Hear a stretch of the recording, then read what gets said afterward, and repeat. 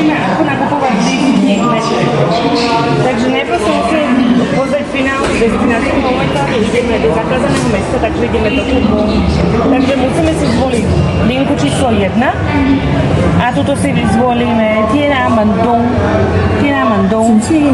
A teraz tuto na ľavej strane ukazuje, koľko by sme chceli kúpiť lístok. 1, 2, 3, 4, 5, 6, 7, 8. Keďže my chceme dvaja, tak si kúpime dve a potom to potvrdíme.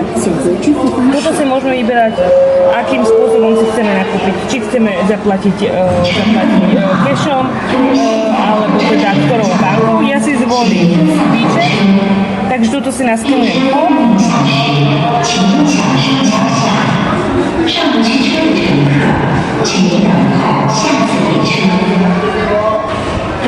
Že tu naskenujem kód.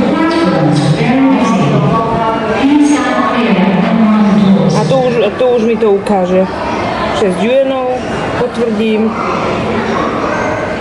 Napíšem heslo.